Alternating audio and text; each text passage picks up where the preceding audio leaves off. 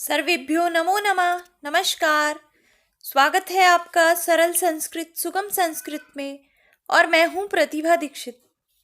आज के इस वीडियो में हम कुछ महत्वपूर्ण अर्वाचीन संस्कृत कवियों के विषय में अध्ययन करेंगे। 19वीं शताब्दी से लेकर और वर्तमान समय तक के जो कवि हैं उनका समावेश अर्वाचीन कवियों के अंतर्गत किया जाता है।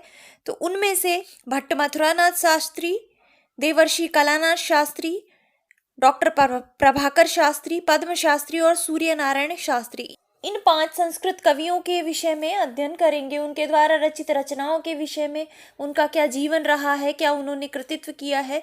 तो ये वीडियो परीक्षा की दृष्टि से आपके लिए अत्यंत महत्वपूर्ण है, क्योंकि अर्वाचीन संस्कृत कवियों से संबंधित 3-4 प्रश्न आराम से परीक्षा में देखने को मिलते हैं। तो इस वीडियो के अंतर्गत मैंने कवियों से संबंधित जो महत्वपूर्ण तथ्य हैं, जहां से बार बार प्रश्न परीक्षा में पूछे जाते हैं, उनको समावेशित किया है। तो आप इस वीडियो को अंत तक देखिए, पूरा देखिए, जिससे कि आपका एक जो अर्वाचीन संस्कृत कवियों से संबंधित टॉपिक है वो कवर हो सके। तो आइए प्रारंभ करते हैं। सबसे पहले बात करते हैं भट्ट मथुरानाथ शास्त्री की, जिनका की उपनाम मंजूनाथ भी है, जो मंजूनाथ के नाम से ब्रज भाषा में रचनाएं करते थे। तो अगर आप इनके नाम को इसी प्रकार से याद करेंगे, भट्ट मथुरानाथ शास्त्री मंजूनाथ, तो आपको आसानी होगी। एक बात स्वतः ही आपको याद हो जाएगी कि मंजूनाथ के उपनाम से कौन से कवि ब्रज भाषा में भी रचनाएं किया करते थे, या किसका उपनाम मंजूनाथ भी है। तो वो हो जाएंगे भट्ट मथुरानाथ शास्त्री। इनका जन्म सन 1889 में जयपुर में हुआ था और इनकी मृत्यु भी 1964 में जयपुर में ही हुई है। तो इनका जो जन्म काल है वो 1889 से और 1964 ईस्वी तक रहा है। इनका जो जन्म स्थान और कार्यस्थली है वो जयपुर ही रहा है। इनके पिता का नाम था द्वारकानाथ भट्ट और इनकी माता का नाम था जानकी देवी। एक जो और नाम संस्कृत साहित्य में बहुत ही विख्यात प्रसिद्ध के रूप में हमें वर्तमान में दिखाई देता है, देवर्षि कलानाथ शास्त्री, वो इन्हीं के पुत्र हैं। ये मानसिंह फर्स्ट के राज दरबार में पंडित हुआ करते थे और वहां पर अपनी रचनाएं लिखा करते थे। अब बात करते हैं इनकी उपाधियों के विषय में कि क्या क्या उपाधियां इनको प्राप्त हैं। तो कवि शिरोमणि और कवि सार्वभौम, ये 2 उपाधियां इनके संबंध में प्रचलित हैं। हालांकि बाद में कवि शिरोमणि की उपाधि और भी कवियों के द्वारा धारण की गई, लेकिन विशेषतः जो सर्वप्रथम कवि शिरोमणि की उपाधि थी वो अर्वाचीन कवियों में भट्ट मथुरानाथ शास्त्री को प्राप्त हुई थी। इनके कृतित्व के विषय में बात करते हैं कि क्या क्या रचनाएं इनके द्वारा लिखी गई हैं। तो इनके द्वारा 3 बहुत ही महत्वपूर्ण काव्य हैं, जिनके संबंध में बार बार परीक्षा में प्रश्न पूछा जाता है। एक है उनमें से जयपुर वैभवम, एक है साहित्य वैभवम और तीसरा है गोविंद वैभवम। ये तीनों काव्य शैली के काव्य हैं और इन तीनों ही कृतियों का प्रकाशन मंजू कविता निकुंज नामक एक काव्यमाला में हुआ था। जयपुर वैभवम के अंतर्गत जयपुर नगर का वर्णन किया गया है, जयपुर नगर से संबंधित जो राजवंश हैं उनका वर्णन किया गया है। साहित्य वैभवम के अंतर्गत विभिन्न साहित्यों से विभिन्न तत्वों का समावेश किया गया है। इसके अतिरिक्त इसमें नवरसों का वर्णन है, षड ऋतुओं का वर्णन है और परीक्षा की दृष्टि से भी ये महत्वपूर्ण है। बार बार इनके विषय में प्रश्न पूछे जाते हैं, तो आप याद रखिए साहित्य वैभवम भट्ट मथुरानाथ शास्त्री के द्वारा लिखा गया है। और तीसरा है गोविंद वैभवम। इसमें भक्ति विषयक मुक्तक प्राप्त होते हैं, बहुत सारे पद्य मुक्तक इसमें भक्ति से संबंधित लिखे गए हैं, गोविंद के वैभव को बताया गया है। तो ये भी आप याद रखिए। इनका जो चौथा प्रसिद्ध रचना है वो है भारत वैभवम, जो कि एक गद्य काव्य है, ऐतिहासिक गद्य काव्य है, जिसमें भारतवर्ष के ऐतिहासिक वर्णन प्राप्त होते हैं। इसके विषय में भी कई बार प्रश्न पूछा जाता है। तो वैभवम वैभवम वैभवम करके 4 काव्य भट्ट मथुरानाथ शास्त्री के द्वारा लिखे गए हैं। 5वां जो इनका काव्य है वो है मनोलहरी और छठा है समस्या संदोह। इनके विषय में बस आप एक बात याद रखिए, ये दोनों मुक्तक काव्य हैं, मुक्तक श्रेणी के काव्य हैं। 7वीं इनकी रचना है आदर्श रमणी और 8वीं है मानसिंह। ये दोनों उपन्यास है और इनके संबंध में बार बार परीक्षा में प्रश्न पूछा जाता रहा है। आदर्श रमणी के विषय में बार बार प्रश्न पूछा जाता है, तो ये वेरी मोस्ट है, इसे भी आप याद रखिए। आदर्श रमणी भट्ट मथुरानाथ शास्त्री के द्वारा रचित एक उपन्यास है जिसका कथानक बंगाल प्रांत से संबंधित है। इसमें मथुरानाथ शास्त्री जी एक नारी के आदर्श जीवन का, उसकी त्याग में प्रवृत्ति का वर्णन करते हैं और इस उपन्यास पर शरत चंद्र चटर्जी महोदय का स्पष्ट प्रभाव देखने को मिलता है। तो आदर्श रमणी को आप अच्छे प्रकार से याद रखिए। इसके अतिरिक्त एक मानसिंह राजा, जिन राजा के राज दरबार में ये पंडित थे, उनके जीवन के ऊपर भी ये एक उपन्यास लिखते हैं और उसका नाम है मानसिंह। तो ये भी आप याद रखिए। 2 इनके द्वारा टीकाएं लिखी गई हैं, रसगंगाधर टीका और कादम्बरी टीका। तो रसगंगाधर पर ये सरला नामक एक टीका लिखते हैं और कादम्बरी पर एक टीका लिखते हैं ये चषक वृत्ति। तो इसके संबंध में बहुत बार प्रश्न पूछा जाता है, इसे भी आप याद रखिए। इसके अतिरिक्त इनके कुछ और अन्य ग्रंथ हैं, गाथा रत्न समुच्चय, साहित्य कुसुम वाटिका और विनोद वाटिका। हालांकि इनके संबंध में प्रश्न अभी तक पूछा नहीं गया है। जो मुख्यतः जिन जिन रचनाओं के संबंध में प्रश्न पूछा जाता है वो है रसगंगाधर टीका, कादम्बरी टीका, आदर्श रमणी, मानसिंह, भारत वैभव और जयपुर वैभव। तो इन्हें आप स्पेशली याद रखिए। अब इनके संपादन कार्य के विषय में भी बात कर लेते हैं। बहुत बड़े व्यक्तित्व ये रहे हैं। देखिए, इन रचनाओं के अतिरिक्त भी इनकी बहुत सारी रचनाएं हुई हैं। एक डॉक्टर गंगाधर भट्ट हैं जो मंजुनाथ वाग वैभव नामक एक ग्रंथ का संपादन करते हैं। उसमें ये इनके विस्तृत कार्य का वर्णन करते हैं, विस्तृत कृतित्व का वर्णन करते हैं कि इन्होंने साहित्य वैभव इत्यादि बहुत सारे काव्य लिखे हैं। 53 लघु कथा इनके द्वारा लिखी गई हैं, 80 निबंध लिखे गए हैं, 5 व्याकरण शास्त्रीय ग्रंथ लिखे गए हैं, 6 टीका ग्रंथ हैं और 15 अप्रकाशित रचनाएं इनकी हैं।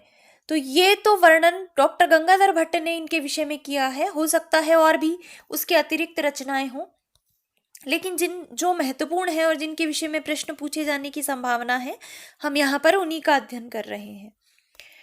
इन्होंने 2 महत्वपूर्ण पत्रिकाओं का संपादन भी किया है।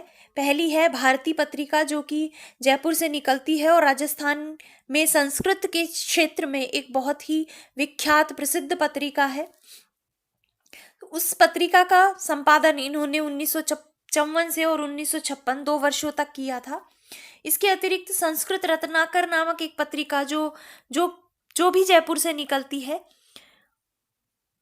उसके प्रथम संपादक के रूप में भी भट्ट मथुरानाथ शास्त्री रहे हैं। तो 1904 से और 1949 तक भट्ट मथुरानाथ शास्त्री ने संस्कृत रत्नाकर का भी संपादन किया है। तो इनके संपादन के संबंध में भी आप ये दोनों पत्रिकाएं याद रखिए। इसके अतिरिक्त इनके कुछ विशेषताएं हैं। इनके नाम पर प्रतिवर्ष पुरस्कार भी दिया जाता है और इनके द्वारा ब्रज भाषा के कवित्त, सवैया इत्यादि छंदों का प्रयोग भी अपने संस्कृत काव्यों में किया गया है। ये ब्रज भाषा में भी रचनाएं करते थे जिसमें इन्होंने कवित्त और सवैया का प्रयोग किया है। इसके अतिरिक्त इन्होंने कुछ स्वरचित छंदों का प्रयोग भी किया है। ये कुछ अपने ही अलग छंद प्रयुक्त कर देते हैं, ब्रजभाषा से लेकर जैसे संस्कृत में उनको प्रयुक्त कर देते हैं। तो ये भी इनकी एक विशेषता है। इसके अतिरिक्त डॉक्टर बलदेव उपाध्याय, जो संस्कृत साहित्य का इतिहास लिखते हैं, वो जब कालों का वर्गीकरण करते हैं संस्कृत साहित्य में, तो ये एक भट्ट युग का भी उल्लेख करते हैं जो कि 1930 से और 1960 तक रहा है। ये भट्ट युग इन्हीं भट्ट मथुरानाथ शास्त्री के आधार पर ये निर्धारित करते हैं। उस काल में इनके द्वारा रची जाने वाली रचनाओं का बोलबाला था। इनके द्वारा बहुत अच्छी अच्छी रचनाएं इस काल में की गई, इसलिए 1930 से 1960 के काल को बलदेव उपाध्याय भट्ट युग के नाम से जानते हैं। तो इसे भी आप याद रखिए। अब चलते हैं दूसरे कवि की ओर। दूसरे कवि हैं संस्कृत के जाने माने विद्वान देवर्षि कलानाथ शास्त्री, जिनसे मिलने का परम सौभाग्य मुझे बहुत बार प्राप्त हुआ है। बहुत ही अच्छे व्यक्तित्व हैं। ये भट्ट मथुरानाथ शास्त्री के ही पुत्र हैं। इनका जन्म 1936 में जयपुर में ही हुआ है। वर्तमान में भी ये जयपुर में ही निवास करते हैं। इनकी बहुत सारी उपलब्धियां रही हैं। ये जितने बड़े विद्वान संस्कृत साहित्य के हैं, उतना ही पांडित्य इनका अंग्रेजी के संबंध में भी रहा है। ये राजस्थान संस्कृत अकादमी के अध्यक्ष रहे हैं 1995 से और 1998 तक। वर्तमान में भी ये बहुत ही सक्रिय हैं, विभिन्न कार्यक्रमों में, विभिन्न प्रोग्रामों में, या जहां पर भी इनकी उपस्थिति आवश्यक होती है, ये अपनी उपस्थिति दर्ज कराते रहते हैं। इन्होंने 1952 में साहित्य आचार्य की परीक्षा उत्तीर्ण की और उसके पश्चात 1957 में इन्होंने अंग्रेजी विषय से स्नातकोत्तर की परीक्षा उत्तीर्ण करके और अनेक वर्षों तक अंग्रेजी विषय के प्रवक्ता के पद पर अध्यापन कार्य किया है। उसके पश्चात ये संस्कृत सर्वकार भाषा निदेशालय के निदेशक के पद से 1994 में सेवानिवृत्त हुए और उसके पश्चात 95 से 98 तक इन्होंने संस्कृत अकादमी के अध्यक्ष के रूप में कार्य किया। इसके अतिरिक्त ये जगतगुरु रामानंदाचार्य संस्कृत विश्वविद्यालय परिसर, जो कि जयपुर में है, उसके आधुनिक पीठ के अध्यक्ष रहे हैं। KR नारायणन के समय जब वो राष्ट्रपति थे, तो उनके समय में इनको राष्ट्रपति पुरस्कार संस्कृत साहित्य में इनके योगदान के लिए प्राप्त हुआ है। राजस्थान संस्कृत अकादमी से इन्हें वर्ष 2002 में पुरस्कार प्राप्त हुआ है। साहित्य शिखर सम्मान इनको 2002 में प्राप्त हुआ है। केंद्रीय संस्कृत अकादमी से इनको 2004 में पुरस्कार प्राप्त हुआ है। इसके अतिरिक्त और भी बहुत सारे पुरस्कार और उपाधियां इनको प्राप्त हैं। इनके रचनाओं के विषय में बात करते हैं। देखिए, चूंकि ये वर्तमान में जीवित हैं, तो इनके कई बार इनके जन्म के संबंध में प्रश्न पूछा जाता है कि कौन से सन में ये पैदा हुए हैं। इसके अतिरिक्त इनकी कोई अन्य विशेषता पूछी जा सकती है, जैसे ये जो 5 कवि हमारे यहाँ पर हम अध्ययन कर रहे हैं, उनमें ये एकमात्र हैं जो राष्ट्रपति पुरस्कार से सम्मानित हैं, तो ये इनका एक वैशिष्ट्य है। इसके संबंध में प्रश्न पूछा जा सकता है। इनके कृतित्व की बात करते हैं तो इनके द्वारा भी विस्तृत साहित्य की रचना की गई है संस्कृत में। इनके द्वारा रचित 2 रचनाएं राजस्थान विश्वविद्यालय में MA में सिलेबस में लगाई गई हैं। तो एक तो ये जो जीवनस्य पृष्ठद्वयम है, ये भी सिलेबस में है, और दूसरी कथानक वल्ली भी राजस्थान विश्वविद्यालय में MA में, जहाँ पर आधुनिक साहित्य ऑप्शनल है, वहाँ पर वो पाठ्यक्रम में समाहित है। तो इस दृष्टि से ये महत्वपूर्ण हो जाते हैं। तो संभावना है कि इनके कृतित्व से संबंधित ज्यादा प्रश्न आपसे पूछे जाएं। तो सबसे पहला जो प्रमुख इनके द्वारा रचित महत्वपूर्ण रचना है, वो है जीवनस्य पृष्ठद्वयम। ये एक उपन्यास श्रेणी का काव्य है।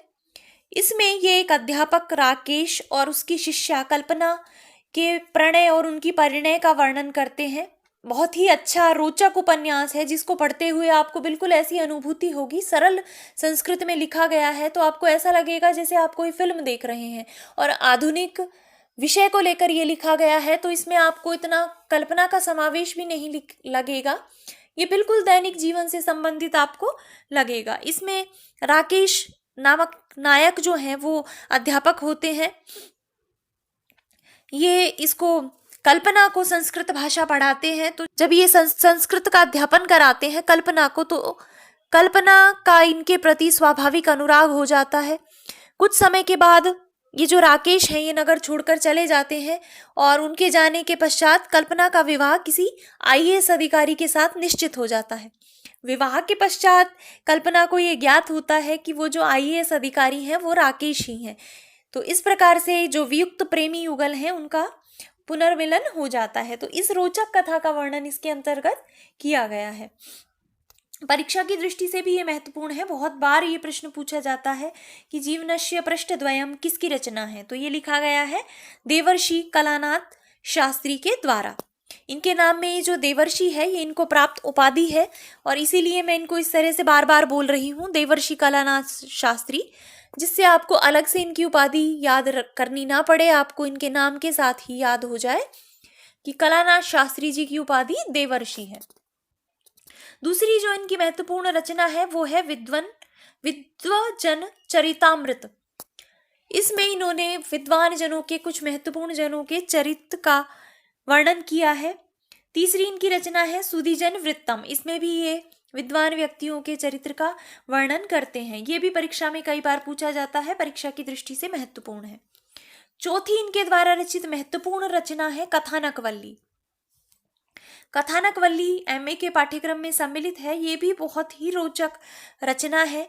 इसमें 6 कथाएं संग्रहित हैं और उन कथाओं के क्या क्या नाम है। प्रथम कथा का नाम कथानकवल्ली है, दूसरी है दिग्भ्रम, तीसरी है अस्पृश्यताया रहस्यम, चौथी है शत्रु मित्रे वा, पांचवी है दंभ ज्वर और छठी है मर्यादा। तो इनके नाम आप याद रखिए।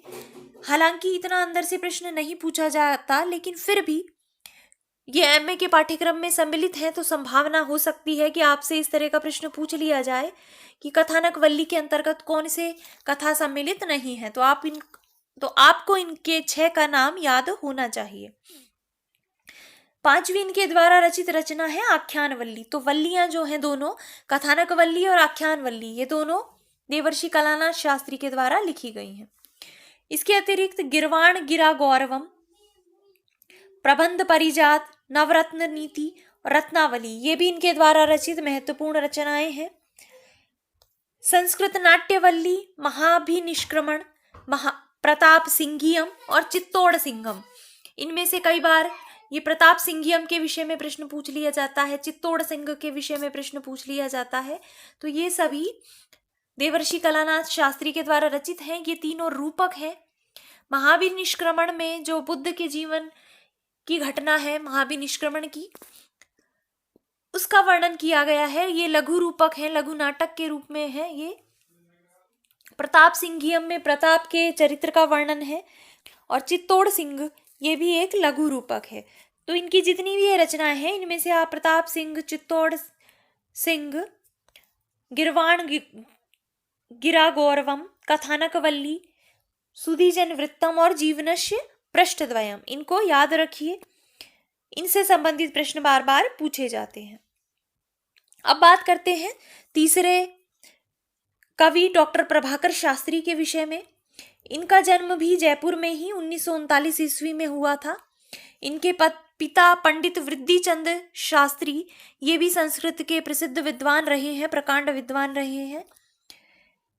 प्रभाकर शास्त्री राजस्थान संस्कृत अकादमी के निदेशक रहे हैं। इनकी रचनाओं के संबंध में बात करते हैं तो इनके द्वारा रचित 2 गद्य काव्य महत्वपूर्ण हैं। एक है पंचामृतम और दूसरा है संस्कृत गद्य प्रभा। इनमें से पंचामृतम जो है, इसमें इसका विभाजन 5 अमृतों में किया गया है और इसके आधार पर ही इसका नाम पंचामृतम है। इसके विषय में प्रश्न पूछा जाता है परीक्षा में। संस्कृत गद्य प्रभा के संबंध में प्रश्न पूछा जाता है। इनके द्वारा रचित एक कहानी है आत्मवेदना। ये बहुत प्रचलित है और इसके संबंध में परीक्षा में बार बार प्रश्न पूछे जाते हैं कि आत्मवेदना किसके द्वारा लिखित है। इसमें डॉक्टर प्रभाकर शास्त्री जमींदारों के द्वारा हरिजनों पर होने वाले अत्याचारों का वर्णन करते हैं, तो ये परीक्षा की दृष्टि से महत्वपूर्ण है। इसके अतिरिक्त याज्ञवल्क्य स्मृति के आचार अध्याय पर भी इन्होंने ग्रंथ लिखा है। इनके द्वारा 3 रूपक लिखे गए हैं, विलहण चरितम, जगतगुरु शंकराचार्य और महाकवि माघ। तो माघ के विषय में, शंकराचार्य के विषय में और विलहण के विषय में 3 रूपक इनके द्वारा लिखे गए हैं। इसके अतिरिक्त इन्होंने कुछ इतिहास से संबंधित ग्रंथ लिखे हैं, जिनमें एक है जयपुर की संस्कृत साहित्य को देन। ये 2 भागों में प्रकाशित हुआ है। तो जयपुर के संस्कृत साहित्य के इतिहास की दृष्टि से ये महत्वपूर्ण ग्रंथ है, जिसमें कि जयपुर में जितने भी महत्वपूर्ण संस्कृत कवि हुए हैं उनके द्वारा रचनाएं लिखी गई हैं, उन सब का समावेश है। दूसरा है आमेर जयपुर का संस्कृत वाङ्मय। तो इसमें जब से आमेर के रूप में स्थापना हुई जयपुर की और उसके बाद जो वर्तमान जयपुर नगर बसा, तब तक के पूरे संस्कृत वाङ्मय का वर्णन इनके द्वारा किया गया है। इनके द्वारा कुछ ग्रंथों का संपादन भी किया गया है, कुछ पत्रिका का संपादन भी किया गया है, तो उसके विषय में भी देखते हैं। 4 ग्रंथ इन्होंने संपादित किए हैं। पहला है सप्तर्षि स्मृति समुच्चय, दूसरा है सौंदर्य लहरी और तीसरा है दुर्गा सप्तशती। जैन मुनि विद्या सागर के द्वारा रचित श्रमण शतकम का भी संपादन इनके द्वारा किया गया है। पांचवा, इनके द्वारा एक राजस्थान संस्कृत अकादमी से एक पुस्तक निकली थी, राजस्थानस्य आधुनिक निबंधकारा, पूरी एक कड़ी क्रम के रूप में निकला था ये, उसका संपादन कार्य भी इनके द्वारा किया गया है। और बीकानेर से निकलने वाली एक पत्रिका है विश्वम्भरा, जिसके संपादन का कार्य भी इनके द्वारा किया गया है। तो विश्वम्भरा के विषय में भी आप याद रखिए कि इसका संपादन किया है डॉक्टर प्रभाकर शास्त्री ने। अब चलते हैं चौथे कवि की तरफ। चौथे कवि हैं पंडित पद्म शास्त्री। इनका जन्म 1935 ईस्वी में सिंगाली उत्तर प्रदेश में हुआ था। तो इसके विषय में कई बार प्रश्न पूछा जाता है, चूंकि ये जयपुर में पैदा नहीं हुए इसलिए ये अलग हैं, और इनके संबंध में इसलिए प्रश्न पूछ लिया जाता है कि पद्म शास्त्री का जन्म कहाँ पर हुआ। तो इनका जन्म हुआ सिंगाली उत्तर प्रदेश में। इनकी कार्यस्थली चूंकि जयपुर रहा है तो इनके संबंध में पठन पाठन करवाया जाता है। इनके पिता का नाम बद्रीदत्त ओझा था। इन्होंने भी कुछ महत्वपूर्ण रचनाएं की हैं जिनके संबंध में बार बार परीक्षा में प्रश्न पूछे जाते हैं। जो इनके द्वारा रचित सर्वाधिक महत्वपूर्ण ग्रंथ है, जो कि 15 सर्गों का महाकाव्य है, वो है लेनिनामृतम। लेनिनामृतम में ये जो बोल्शेविक क्रांति के जनक हैं लेनिन, व्लादिमीर लेनिन, उसका वर्णन करते हैं। वो इसमें नायक के रूप में वर्णित है और वीर रस से भरा हुआ ये एक बहुत ही अच्छा महाकाव्य है। इसके लिए इनको सोवियत संघ में एक पुरस्कार भी प्राप्त हुआ है। तो लेनिनामृतम के संबंध में बहुत बार प्रश्न पूछा जाता है, इसे आप याद रखिए। दूसरा, इनके द्वारा रचित महत्वपूर्ण खंड काव्य है स्वराज्यम। स्वराज्यम के अंतर्गत ये भारत की परतंत्रता के कारणों का वर्णन करते हैं, फिर स्वतंत्रता संग्राम का वर्णन करते हैं, स्वतंत्रता प्राप्ति का वर्णन करते हैं, और उसके पश्चात भारत चीन का युद्ध जब 1962 में हुआ वहां तक की घटनाओं का वर्णन के द्वारा किया गया है। ये भी वीर रस से सजा हुआ एक बहुत ही सुंदर खंड काव्य है। तो स्वराज्य के संबंध में भी प्रश्न पूछा जाता है, किसके द्वारा रचित है? डॉक्टर पद्म शास्त्री।